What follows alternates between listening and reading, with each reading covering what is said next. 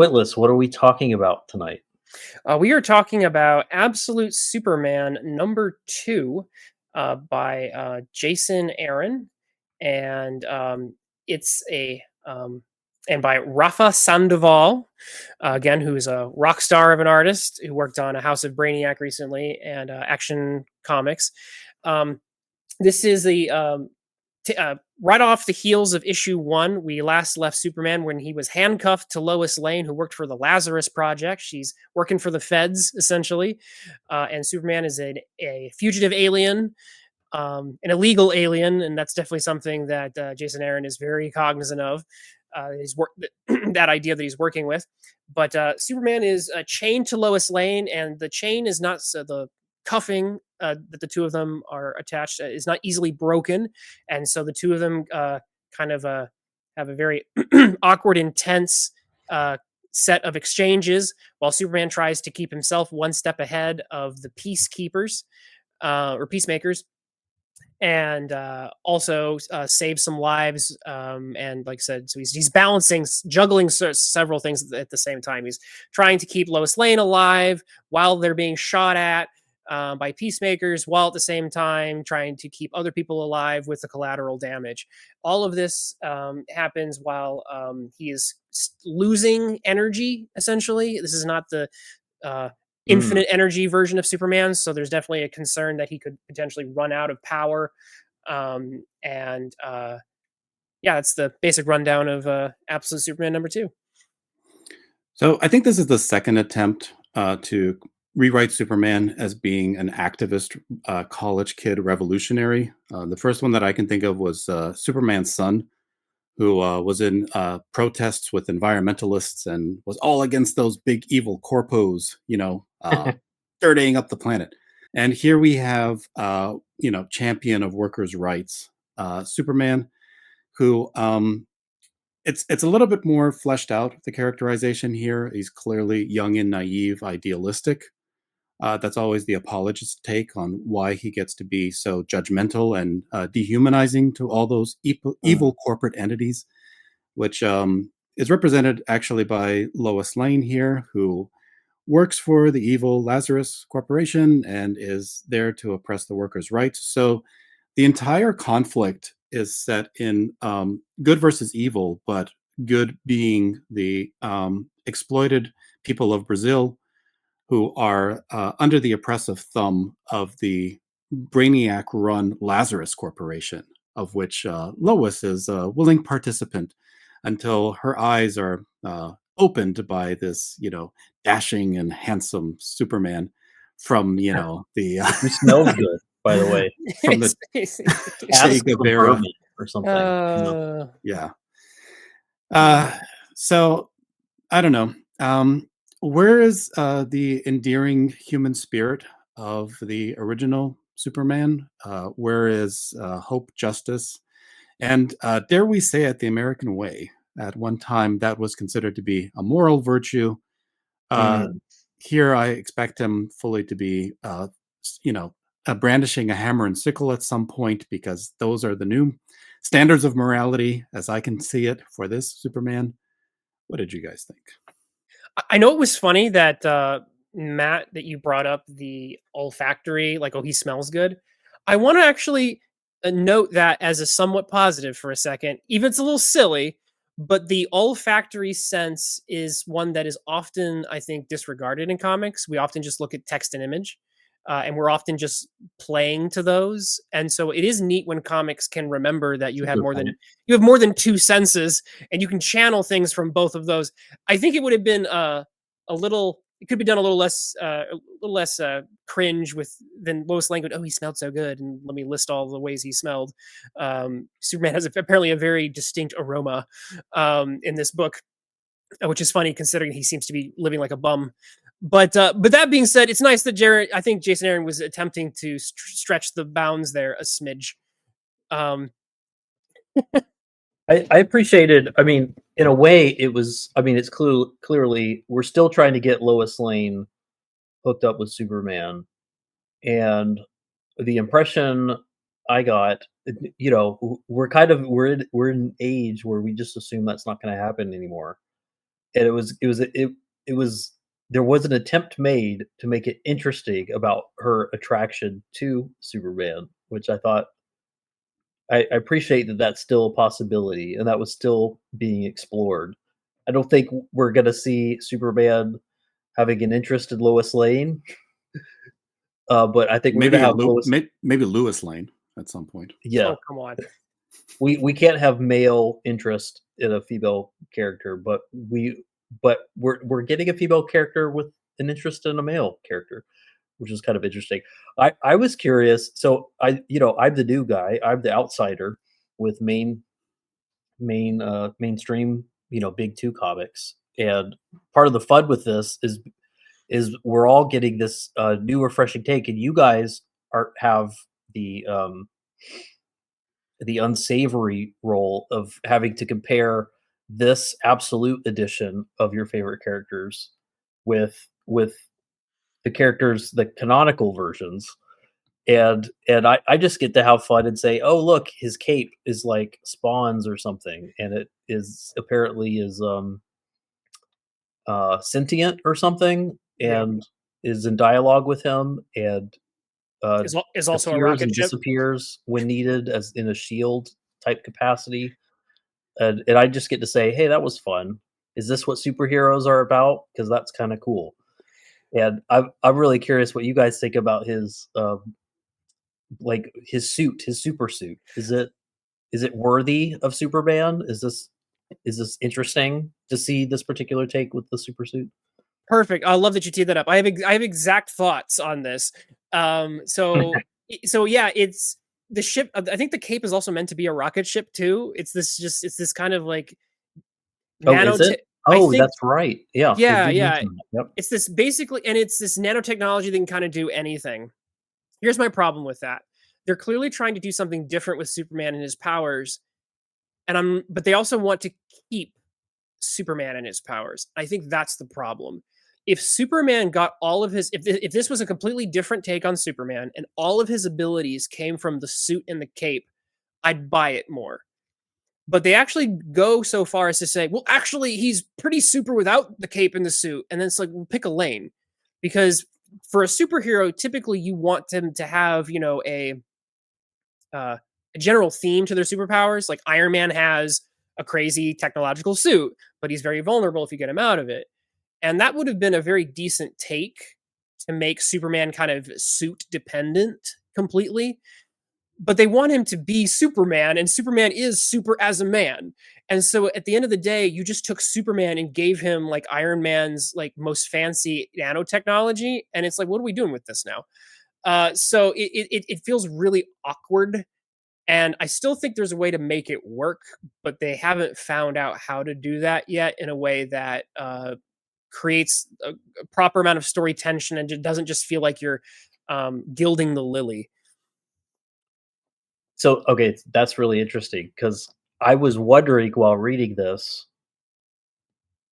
uh, I mean, can you have the heart of Superman and not have him and the superpowers don't necessarily have to be an extension of that. Like he can have the suit uh participate in that power that he has, but can that happen in him just be a really swell guy who has a lot of ethical potential, like is what's clearly being set up here, that Lois Lane really admires this guy and feels that there's something really special about him on the inside.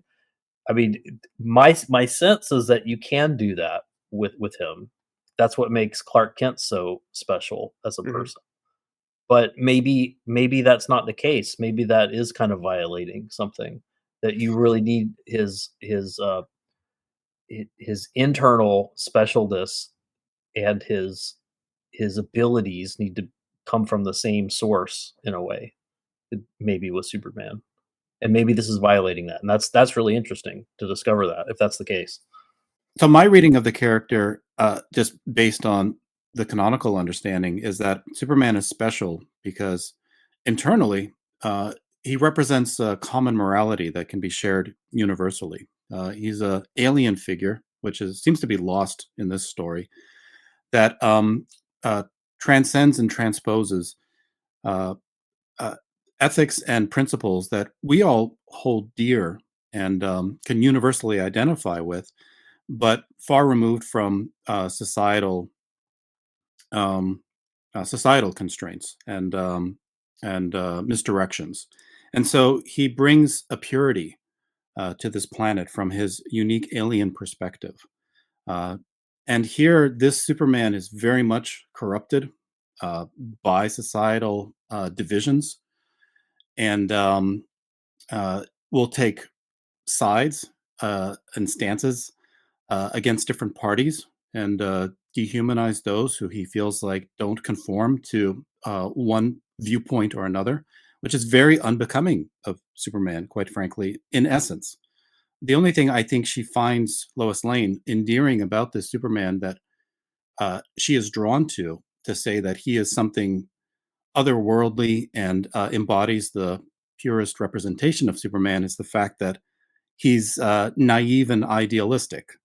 He's pretty much every single college freshman with a Che Guevara T-shirt who wants to look past, all of the horrific atrocities that occurred in this romanticized representation of battling society's injustice for a greater good, which does not embody the true canonical pure spirit of Superman, or the one that we can all identify with and share in common, regardless of where we stand in our social perspectives on the world. Let's take a brief pause to hear from the awesome creators joining us today and find out what cool projects they're currently working on. Hey guys, if you love sword and sandal historical fiction with a healthy dose of ancient Roman and Egyptian fantasy mixed in, then check out Kyrie. We've got 450 pages printed so far, and a fourth book on the way. Order your books today at curiecomic.com. Modern day, classic superhero storytelling. Get The Adventures of Omega Girl, issues 1 through 5, now on Indie Planet. Thank you to our awesome creators, and now back to the video. That's an interesting take, and I will say that there actually is a conversation, an academic one, that's been had about whether Superman is a super socialist. Grant Morrison actually takes that view in Super Gods. I think he's incorrect on that. I think Superman is way closer to a super populist, but there are aspects of that are have some interesting nuance, especially if you go to the. I'm specifically talking about Golden Age Superman, and Golden Age Superman and Silver Age Superman and so on. He actually evolves over time and becomes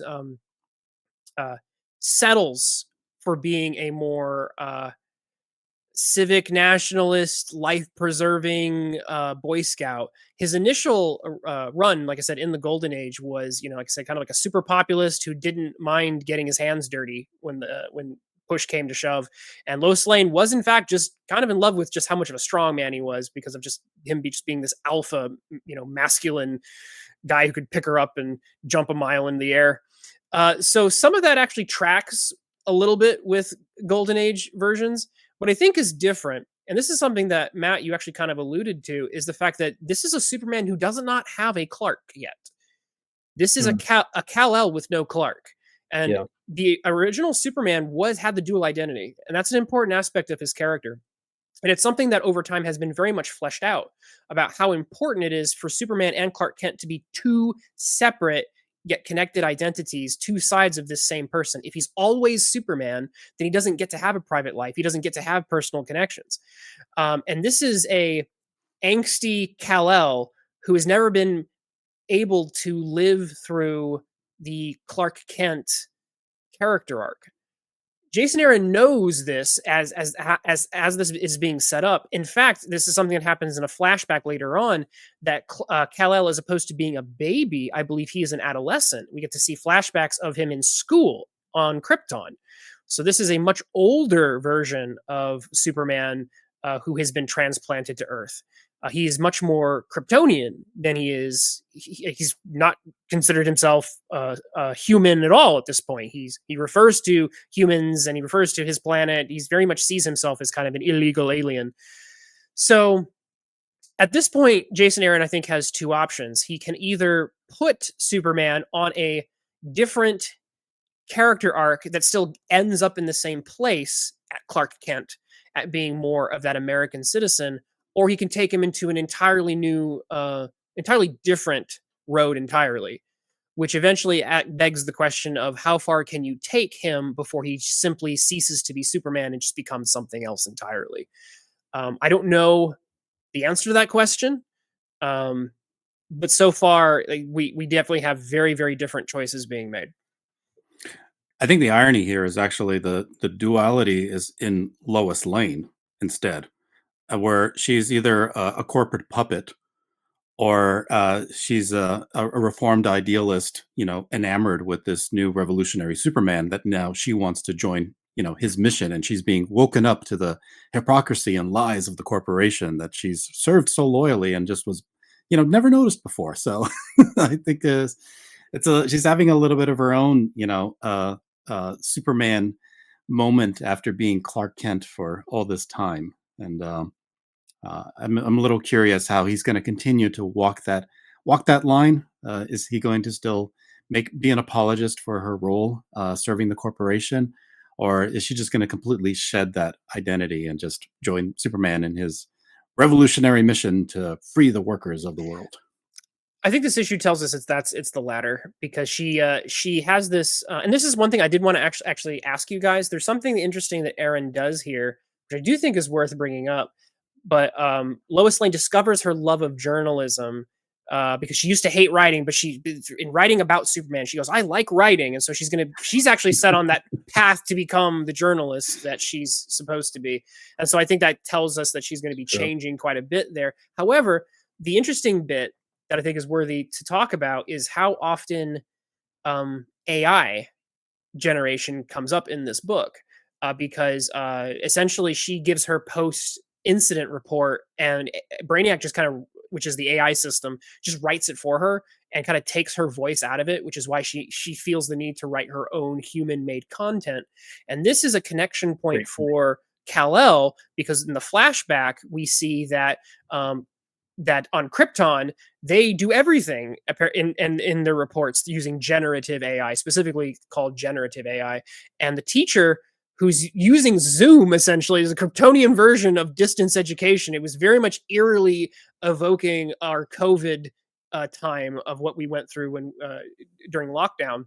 And so Kal-El is shown at distance through like a Kryptonian Zoom call, while his teacher says, "I noticed you didn't use generative AI in your report. This is very odd. Explain this to me." And Kal-El explains how important it is for him to essentially make something on his own, and synthesize the knowledge through a human mindset. This seems to be a very important theme that Jason Aaron is getting at through this book. What do you guys make of that exploration? I agree. Like the writing to villainize AI is probably the most interesting aspect of this book, particularly in the ways that he's approaching it, where its influence on society can be corrupting, particularly when you completely succumb to it and defer to it as the authority, as was done on Krypton, where even ingenuity and promise in a young mind is discouraged for the sake of deference to the AI. Yeah, yeah, yeah. There's an emerging hero's journey, I guess, for both these characters, where they're discovering that they have to harness their own potential on their own. They have to stand on their own and tell their own story in their own words. I think that's what both of them are doing without being too poetic about it. And that's actually kind of an interesting way to tell a story in this kind of post AI, generation landscape we find ourselves in. That maybe that I mean, I found that, yeah, I just thought that was a really potent way of exploring what it means for characters to find themselves and kind of stand on their own feet and learn to take their own story in their own hands. I kind of feel like that was Jason Aaron's perspective on how to kind of get at that very important story moment for protagonists. but uh, through the lids of the sort of world that we find ourselves in, where we're constantly tempted to ask the robots what our stories are. So I just thought that was a neat detail, and it was worth seeing that echoed between Lois Lane and Kal El. So, guys, what do you think about Absolute Superman #2, Twitless? I'm on the fence on this one. I think I do need to mention that Sandoval's art. Sandoval's a great artist, and I think it astounds me how fast he seems to be able to put out work. So the fact that the impression I get is that he's putting quite a lot of work out fairly quickly of this quality, and that's to me just very impressive to be able to do kind of a monthly book and just knock out just very dynamic pages, pages full of lots of actors. There's a double page spread that's pretty impressive. And he's able to balance action and storytelling. So it's for the visual sequential storytelling aspect. I think it's very positive. I have very positive things to say about it. The story itself, like I said, I'm very much on the fence. I have not yet decided whether this is actually a Superman story or whether or not Aaron has taken the character so far away from his roots where it's just like, well, this is just someone else. Because you have to keep a core of who Superman is, and he's got like the core of caring about saving lives, but I think there's a little bit more to it than that for Superman to really be Superman. You can't just have him be, I want to save lives. That's just every superhero in respect. So I'm not sure if the story is gonna land its intentions yet. I'm still interested though to see which direction he's going at. He's definitely weaving some things together that I think are going to take a few issues to pay off. Well, Red, what do you think? I think the running theme with the absolute storylines has been that many of the characters are pretty much not anything like their canonical representations, other than some superficial references here and there. And for this Superman incarnation, I would say it's probably my least favorite. I'm not 100% sure because the absolute Wonder Woman has also pretty strongly deviated from not just the source material, which isn't my only criticism, but also the writing and the new representation of the character. Like, I don't mind that it's a new character that kind of looks like Superman. I just don't understand why there has to be so many attempts to reimagine the character as a socialist activist college student. And this new attempt isn't all that different from what Tom Taylor was doing. I don't see much originality in that method. And what I did like in this particular issue, though, was that we did get a little more characterization. I appreciate that in any storytelling. I get a little bit more of a sense of what this Superman actually is, and not just some blank two-dimensional figure that occupies the page. We did get a little bit more established conflict between himself and his role in fighting against the Omega Men, and as well as the Lazarus Corporation that's run by Brainiac.